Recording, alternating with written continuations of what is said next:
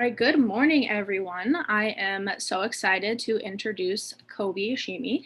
He is a recent graduate of Embry-Riddle Aeronautical University, Prescott, where he studied aeronautical science with a minor in air traffic control. He began his journey at Embry-Riddle in fall 2017 to pursue a lifelong dream of becoming a commercial airline pilot for a major U.S. airline. He currently holds a commercial pilot certificate and is actively pursuing a multi-engine qualification, as well as training to become a certified flight instructor at Embry-Riddle. So I am thrilled to introduce you if you would like to go ahead and get started.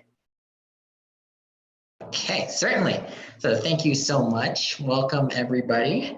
My name is Koby Yoshimi. As was said, I just graduated from Embry-Riddle. I currently am working on training to become a flight instructor. So if any of you are planning on coming up here within the next 2 or 3 years, you will still find me here.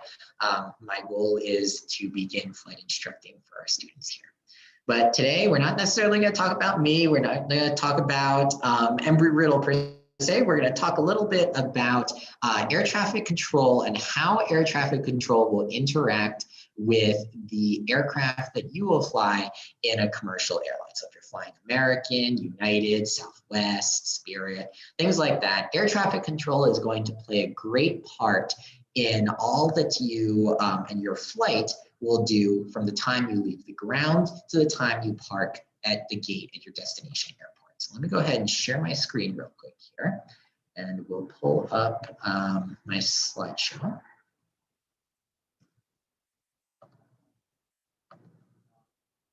All right.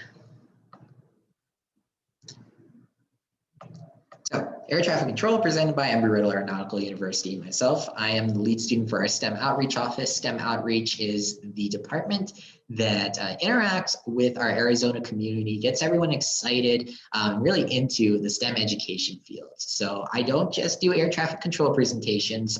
Even though I'm a pilot, I've learned about engineering, I've learned about biology, all that kind of fun stuff. It's been a lot of fun. Brief introduction about me. My name is Koby Yoshimi, as you already heard. I studied aeronautical science. I have a commercial pilot's license. My hometown is Oahu, Hawaii. So I moved up here in 2017. It was the first time I had ever left Hawaii. Kind of nerve-wracking, but I really loved Arizona. It's been a great place to live so far. My favorite destination within this state is Payson. Payson has a really cool airport restaurant that serves really good pie. You'll find if you talk to a lot of small airplane pilots like myself, that what we like to do is fly to another airport somewhere in the state or maybe in the neighboring states and eat. And a lot of us like pie. So therefore, I love Payson because they have really good pie. My favorite time to fly is sunset. I used to fly a lot at night when practicing how to fly with reference to my flight instruments only. This was really such a beautiful experience watching the sunset over the mountains of Prescott. If anyone hasn't gone on a sunset flight, I would highly recommend it.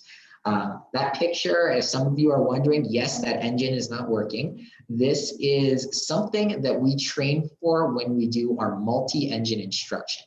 So what we do is we intentionally shut down one engine and fly around like that. And that gives us the ability to feel what it's like to fly a 2-engine airplane with only 1 engine. You'll find that there is a lot of difficulty controlling it due to the fact that one engine is trying to go full speed ahead and the other isn't working at all. So one side of the airplane is going to want to move forward, the other is not. It's going to give you a turn and a roll. We have to train for that to make sure that if we do lose an engine, we're able to fly that. Similar to how the recent United Airlines incident in Denver was able to fly. All right, so going on to our presentation here.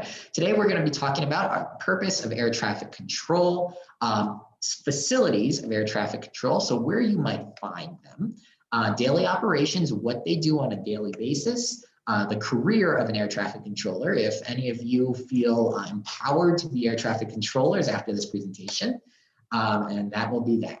So, the purpose of air traffic control, their primary goal is to prevent a collision involving aircraft. Air traffic control is kind of like the traffic lights and traffic control systems of our road network here in Arizona. They make sure that aircraft are going the right way, flying at the correct height, all of those kinds of things without getting too close to each other. They provide a safe, orderly, and expeditious flow of traffic, which means in order to have everyone flying around our system of airspace, or what we call the national airspace system in the United States, they need to be safe. They need to make sure that they're doing it in an orderly or organized fashion, and they're doing it expeditiously, making sure that it's moving as fast as it can while still being safe and organized. Air traffic control provides the following services to airplanes, and that can be airplanes of small ones such as myself, airlines, charters or private jets, other things like that. They provide radar services. We'll talk about radar a little bit later, but radar services is going to be how we can tell where the different aircraft are in our area. Traffic separation, keeping aircraft separated apart. We'll talk about that a little bit later as well, because there are certain standards that we need to follow to make sure that aircraft are a certain distance apart. Radar vectors. This is essentially looking at our radar display and having air traffic control tell the pilot which way to turn based off of their compass heading. So turn north, turn to a heading of 090, turn to a heading of, we'll come up with random one, 350, things like that. Those are radar vectors telling the pilot where to go. And finally, weather services. Weather provides a unique challenge to us as pilots, because depending on the type of weather, we can either fly through it or we need to fly around it, or maybe we don't even fly at all. So in order to help the pilots out to know what kind of weather they expect, air traffic control will provide weather services as well. All right, so continuing on our purpose, some things that air traffic controllers consider when they are working their job. They need to know the volume of traffic. So how busy is their block of airspace? And this can be anything from the ground surface of an airport to a giant chunk of airspace over the United States, over the ocean, over another continent, anything like that.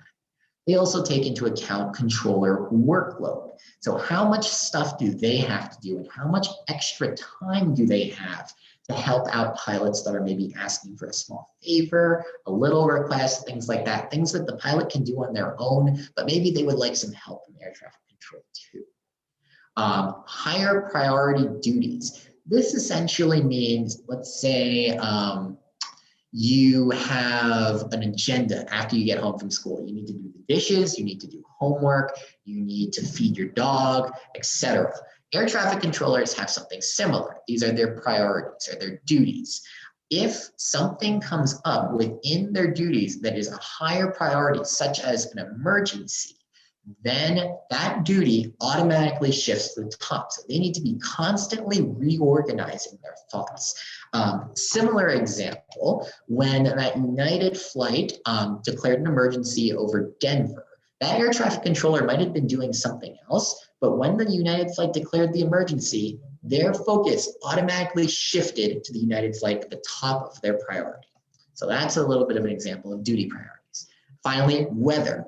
Is weather going to cause delays for airports? Is weather going to mean that we need to vector or direct someone around a thunderstorm, hailstorm, things like that? Weather is a big part of what air traffic controllers do because it affects where the aircraft can fly. All right, so I promised we would talk about separation a little bit, so let's do that now. Aircraft are separated in three ways. They're separated in the vertical axis. So vertically, altitude-wise, they need to be at least 1,000 feet apart. So you can have an aircraft flying at 7,000 feet and an aircraft flying at 6,000 feet. And that is acceptable vertical separation. Then laterally and longitudinally, they need to be 3 nautical miles apart. So drawing a giant bubble or personal space bubble around the airplane, no other aircraft can come within 3 nautical miles of that bubble. So that's how we separate airplanes. That's how we decide whether they're too close or an acceptable distance when we're looking at our radar display. And I'll kind of show you how we do that a little bit later in the presentation when we actually pull out the air traffic control simulator. So types of air traffic control facilities. We have several. The one that most of you all are familiar with are the air traffic control towers, or ATCT.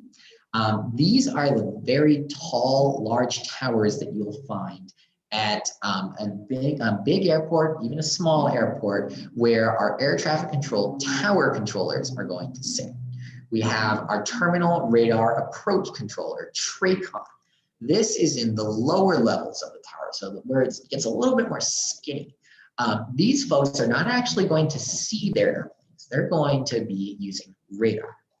We have our air route traffic control centers, same deal. These folks are not even at an airport. They can be someplace else entirely in the country. They're going to use radar to see their aircraft. Then finally, we have flight service. Flight service is kind of like a resource center for pilots. Flight service has all of the weather, all of the information that we need. And if we need some additional help, some additional information that we might not have gotten, flight service is who we're going to call. So I'll kind of talk a little bit about each of these. Tower, or the picture that you see back here, is our first one. Tower handles all takeoffs, landings, ground operations, other things like that. So if your airplane is taking off or landing or moving around on the airplane surface, and fun fact, it's not called driving an airplane, it's called taxiing. When we're rolling on the surface of an airport, it's called taxiing the airplane. So they handle all of that, and they use visual controlling methods to see where the airplanes are going. That's why they're at the top of that tower. They have a view of the entire airport, and they are watching where every aircraft is. And that's how they're making sure they have an orderly and expeditious and safe flow. Other airports that might be a little bit big, Phoenix is one. If you've ever been to Dallas-Fort Worth, that airport is like 1,000,000 miles long. They also use radar as an aid to show where airplanes are on the ground because the airport is so big. So if you take a look at this picture, you'll see some displays looking like this. These ones are off, but this primarily is called a radar, in this case, a ground radar display. It shows us where the aircraft are located on the ground. Whoops, didn't mean to do that. All right, then we move on to terminal radar approach control. So let's think we're going to depart from an airport. We're going to talk to tower to take off. We're going to take off into the air, and as we've climbed maybe about 1,000 feet, the tower is going to tell us contact departure.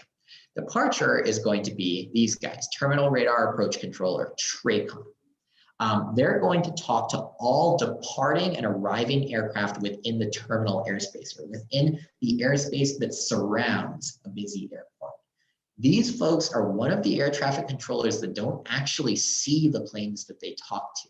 So therefore, they use radar to control the airplanes and see where they are. Then the next one, ARTIC, or Air Route Traffic Control Center.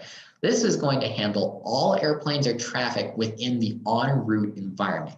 And en route means any airspace that you fly through. Let's say you're on a flight between Phoenix and New York, over Kansas, over whatever other states are out there, I don't remember, you're going to be talking to your en route controller.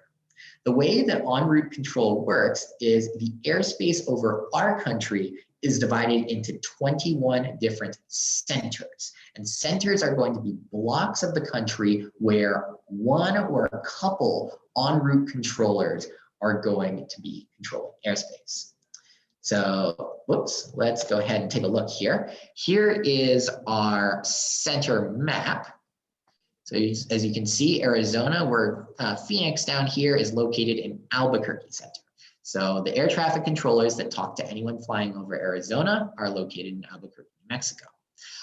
Everyone else is kind of divided up based on where the largest city is. So Salt Lake takes a pretty big chunk of the that area. I don't remember what it's called. Seattle takes the Pacific Northwest. Of course, Honolulu and Anchorage have their own since they aren't part of the 48 main states that we call the mainland in Hawaii.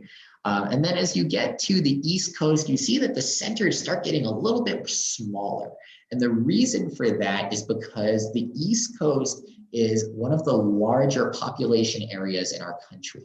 Therefore, the more population we have, the more aircraft that are going to be flying within those areas. So we make these centers smaller to make sure that one air traffic controller is not going to be overloaded with the amount of planes that they're currently watching. Now, within each of these centers, so let's say within Albuquerque Center, these are divided into sectors. So sectors are going to be where one person is going to be watching a certain part or portion of that airspace. So for you all in Phoenix, I'm not going to say it because I don't remember exactly what sector we're in, but we're going to be one sector. The person controlling Albuquerque, so the airspace over Albuquerque, New Mexico, is going to be another sector. Maybe the person who is down here in, I think it's El Paso, I don't remember, that might be another sector. So there's different sectors within each of these blocks or centers that are going to control different areas. All right, and finally we get to FSS, or the Flight Service Station. These folks are a jack of many trades. They're the weather folks. They're the clearance delivery folks, and clearance being what the pilot is allowed to do in the air. They do a lot of different things for us pilots. So one thing is they provide weather observations and forecasts. They can tell us what the weather currently is and what the weather is going to be later. They do flight plan management. So as pilots, we create a flight plan of where we want to go in the country. So for a New York to Phoenix flight, maybe we'd be showing what cities we're going to pass over on the way there. That's our flight plan. Route and terrain information. So let's say we're flying over the Grand Canyon and we want to know how low can we go before we might risk hitting something such as a mountain, a tree, things like that. They can give us that information. Finally, if an aircraft goes missing, they are able to coordinate search and rescue. So they are tracking any aircraft that has asked that flight service keep an eye on them, making sure that that aircraft gets to their destination airport at the right time. If they pass their destination arrival time and maybe the airplane hasn't checked in or hasn't landed yet, they're going to initiate a search and rescue operation. So calling the Coast Guard if it's on the coast, calling fire departments, all those guys that will respond. All right, so the daily operations of an air traffic controller. Over the United States, we have about 5,000 flights in the sky every hour, which gives us about 50,000 flights each day. And to give you a look at what that's going to look like from a radar perspective, from an air traffic controller's perspective, we're going to watch this video here. So I want you to kind of look to the east first as this plays. We're going to watch the east. We're going to watch the time down here in the bottom left. So as we get later in the East Coast time, we're at about midnight right now, the traffic slowly starts to taper off. There's less airplanes flying because there's less people needing to move. We're now at about 2 o'clock in the morning Eastern time. We're watching this area kind of pick up a little bit, and I'll explain that a little later. All right, now 4 o'clock, you can see New York, the Eastern Seaboard starting to pick up. 5 o'clock Eastern Standard Time, we're starting to get more aircraft kind of taking off, getting into the air as people want to start moving. Now watch that wave spread west across the country as it gets later and later in Eastern Time, and the sun starts to rise now in the central US. Now we're starting to look at more sun, movement in the West Coast as well between our population centers. And finally, we are fully operational for a busy day over the United States. So that's a little bit of an example of what we're looking at when we have a busy day, what air traffic controllers are consistently going to be doing as the day goes on, as we handle more and more flights. Now, the reason why you see Memphis and Louisville kind of start picking up early in the morning is this is when our cargo flights are going to start moving. Memphis and Louisville are part of the FedEx and UPS network system. Those are the main bases for those two cargo carriers. Therefore, at night, cargo moves more than passengers because cargo is not going to want to sleep. And therefore, during the day, we can deliver the cargo after it's been flown in the morning. So those two areas, as well as any other place that has a very heavy cargo operation, are going to see a lot of air traffic in the early mornings and at night.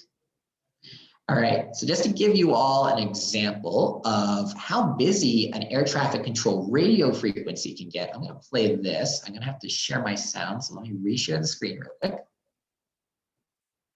This is in San Francisco during a very busy day. So I want you all to kind of listen to how fast they're talking, see if you can kind of hear anything or understand anything that they're saying, and we'll go from there. Mariner 024 Heavy, runway 28 left, final point. Line up and nice, runway 28 left, Mariner 024. Delta 3020, cross runway 28 left, contact ground. Cross 28 left, contact ground, Delta 3020. United 535, traffic holding on to 28, 21 right for takeoff. Alaska 1972, San Francisco, 1 left, line up point. Okay, line up and wait, 1972. We're running a quick checklist here. Let me know when you're ready then. We'll keep it moving. We're giving the wheels up. Delta 522, you can turn left at Delta now, hold short, 98 left, advise. Left at Delta, hold short, 28 left, Delta 522. Tower Jazz 579 is with you on the visual, 28 left. Jazz 579, San Francisco, 28 left for the land, and 3504. Cleared land, 28 left for Jazz 579. Jazz 2516, 8 miles, visual 28 right. Korean Air 024 Heavy, traffic holding on the ones, and 3504, and 28 left for takeoff. Critical takeoff, runway 28 left, Korean Air 024. Southwest 2516, San Francisco, 28 right for the land, and 3504. Third land, 28 right, Southwest 2516. All right, so that's just a short clip, and only within about 1 minute and 13 seconds, that controller has talked to about 5 or 6 different airplanes in that 1 minute. So that gives you a kind of an idea of how busy an airport can be. Now, this is San Francisco. San Francisco isn't really even the busiest airport in the United States. That's more Chicago, New York, JFK, things like that. Those guys go at about, to exaggerate, 1 million miles per hour when they talk. And as a pilot, you also need to know how to respond quickly, because as they're waiting for you to respond, they're also wanting to talk to many other different aircraft. So a little bit of an idea of what a busy air traffic control sounds like. Now, going into ATC as a career. This was not my career choice. This was actually my second choice. So that's why I minored in air traffic control studies here at Embry-Riddle. I want to be a pilot more than I want to sit in tower. But the application requirements for air traffic control, you must be a US citizen. You must be age 30 or under at the time of application submission. This career does have a mandatory retirement age. You must have a medical and security investigation. So essentially meaning, just like any government job, you need a background check. You also need to do a medical examination to make sure that you are healthy and you're not going to become incapacitated on the job. You must be able to speak English clearly. This doesn't mean English fluent. It doesn't mean English needs to be your first language. It just means that you need to be able to speak English clear enough for the pilot on the other end to understand. This is also 3 years of work experience or a bachelor's degree.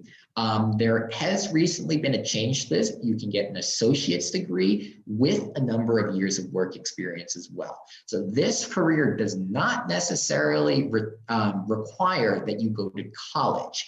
However, the reason why they have you go to college is because going through the FAA Academy, you're essentially going to take some classes, do some things that are going to be about the equivalent of a degree. So by getting a degree already before you come to the academy and train as an air traffic controller, you are able to kind of speed that process up in your training. All right. The salary for this job is what makes it attractive. Yes, this is kind of stressful. It's a lot of talking. It's a lot of mental work, but the salary or the median annual wage of 2016 for an air traffic controller was $127,805. So quite an attractive salary for the work that you do. All right, so at Embry-Riddle, because a degree is required, or rather not required, but recommended for the Air Traffic Controller Academy, we offer a Bachelor of Science degree in Air Traffic Management. These are some pictures of where these students get to work on our campus, the Air Traffic Control Lab on the Prescott campus of Embry-Riddle. The Air Traffic Control Lab is set up to kind of mimic that air traffic control feeling of an Arctic or a TRACON. So here we have our inner ring of computers where our air traffic controllers will sit. There's their radar displays. So the radar displays will show them the simulated aircraft. On the outside ring, that's where our pilots are going to sit. The pilots are going to fly the simulated aircraft. These two rings have a radio link between the two so they can talk similar to an air traffic control setting. And that will give you enough training to bypass quite a bit of introductory level courses in the Air Traffic Control Academy. There's me in the bottom left. I took about 5 air traffic control classes in this lab, had a lot of fun with it. All right. So at this point, let's see, I'm running a little low on time, but we'll go ahead and try to speed up a little bit. Just in general, to give you all an idea of how air traffic controllers talk, kind of giving you an understanding of when we're going to use what phrase. Call signs. So call signs are the way that we are able to talk to each other. So for an air traffic control center, our call sign would be something center, something tower, something approach. So for Phoenix, Phoenix Tower, Phoenix Approach, there's no Phoenix Center because it's in Albuquerque, so Albuquerque Center. For an airplane, this is going to either be the phonetic alphabet of your flight or tail number, or this is going to be your airline code. So for example, this is United or Uniform Alpha Lima 263. If we are using the proper way to say this, this would be United 263. All right, takeoff and landing clearances. This would be United 263 runway. So runways are numbered based on their magnetic direction, cleared for takeoff. So United 263, I think Phoenix is runway 26, cleared for takeoff. Similar for landing, United 263, runway 26, cleared to land. Then finally, routing or radar vectors, directing someone. You would either say cleared direct, and cleared direct would mean that you fly to a certain point. This can be a ground-based antenna that we use for navigation. This could be a GPS point, a longitude or latitude. So cleared direct to that point. Turn left or right heading. So using the heading of a compass rose, turn left heading 080, turn right heading 170, things like that. Or fly heading, just turn in the shortest way possible to your preferred heading. Now finally, altitude changes, climb and maintain or descend and maintain. This means we're going to climb to and maintain, say, 10,000 feet from Phoenix. Phoenix is about 1,000 feet of elevation, or descend and maintain. Descend and maintain 5,000 feet. So climb and maintain is mainly when you're taking off, when you're going up to your cruising altitude. Descend and maintain is going to be where you're landing and you're going to be going down to the airport's elevation. All right, believe that is all the time that I have. So I'm gonna go ahead and take questions here. What's the most rewarding and hardest part of my job? I would say that that depends on what job. For the STEM outreach position that I'm currently in, I'd say the most rewarding part is you all. I love interacting with folks that are passionate in STEM and that want to learn more. It's a lot of fun. The most challenging is finding the time to do my work. Because I'm a student, or previously was a student, I would have to juggle school and work at the same time. And trust me, I know how challenging that can be. Honestly, making a schedule is the best thing you can do for yourself. Allocate certain parts of the day to do your work. In terms of being a pilot and training to be a flight instructor, the most rewarding part of that, I've already started teaching students on the ground. Just seeing the student get that light bulb moment where they finally get what you're teaching them about is one of the best experiences ever. And I'll tell you, teaching will give you so much benefit when you're trying to learn a topic yourself. The hardest part of my job is honestly the studying. As a pilot, you never stop studying. You're always trying to learn more and more about the aviation industry. I wouldn't necessarily say that's hard in a bad way. I would say that's more of a challenge. And it's a challenge that I personally accept to make myself the best pilot that I can be. I hope that answered your question there. What is the coolest project or assignment that I've ever done in this field? I would say in terms of assignments, we are given at least one cross-country flight for every course that we do here. So every flight course, we get a cross-country flight. A cross-country flight is going to be where we fly from one airport to another that's more than 50 nautical miles away. The most exciting cross-country flight I've ever done, I did just recently. I flew my Diamond DA-42, so the twin engine or multi-engine, two-engine aircraft that was in the picture, from Prescott up to Durango to see the Rocky Mountains. And then I turned around and landed in Albuquerque, New Mexico. That was the longest flight I'd ever flown. That was the first time I've ever been to Albuquerque too. So I would say that's my most exciting thing that I've ever done as a pilot. If we struggle with school or would like to explore this path, what advice would you give?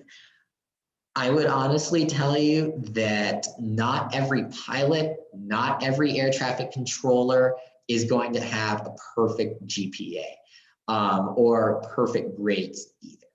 I would tell you that a lot of us, as long as we are really committed to what we do, then we turn out just fine. We don't need to really excel in high school in order to do well in this field.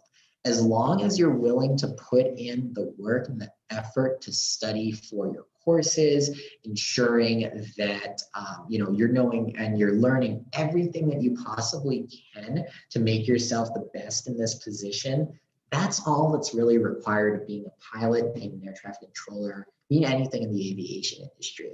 I will tell you for a fact that a lot of my friends did not have perfect GPAs or grades in high school. And even now, we understand that these college subjects are challenging. When we apply for other jobs, airlines don't expect us to have a 4.0 GPA either. What they want to see is someone who's passionate about what they do, someone who is willing to put in the work to make themselves successful, and finally, someone who is able to fly the airplane or control the airspace safely. So academics, not really the highest priority here. What they want to see is that you can do the job safely and efficiently. What has been my best experience at Embry-Riddle?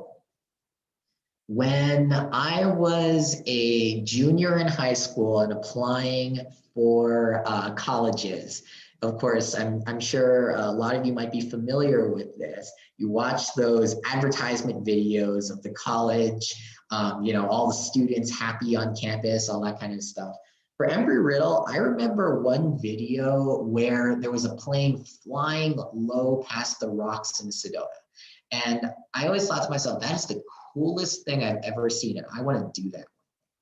So in my first flight course here, when I was first learning to be a pilot, this is called the student pilot course. So you're learning to get your private pilot license, which is kind of like a driver's license. I went on a flight that took me over Sedona. And my instructor decided that we were going to maybe take it a little bit low, fly past the rocks. And as I'm flying past the rocks, I realized, this was the dream that I wanted to live in my junior year of high school. I'm currently living it. There was really no false advertising in the flying that they showed us up here. It was 100% beautiful and accessible to all of the pilot students. So that had to be my best experience at Embry-Riddle, really knowing that I'm fulfilling my dream, I'm living my best life here at this school. Awesome, thank you. That was the final question we had. So was there anything else you wanted to share before we end the live stream here? So I would just say, in terms of not just aviation, but the STEM topic in general, follow that passion that you have. If you're passionate about something within STEM, but you're not entirely sure how to get there, ask. For myself, I know financial aid was a big thing for me going into Embry-Riddle, and I was lucky to have a lot of scholarships to go into that with. But I didn't necessarily have to go to the best school, the most expensive school. As long as you have that passion in STEM, you are going to be successful. You will find your own path. I've always wanted to be a pilot since the age of whatever age I was in first grade. I'm currently living that dream. I was lucky to be able to get into this school and be able to fulfill my dream now. But, wherever you are, whatever you're passionate in, hold that passion, find your path to get to it. And that would be all for me. Awesome. Well, thank you so much. This was fascinating.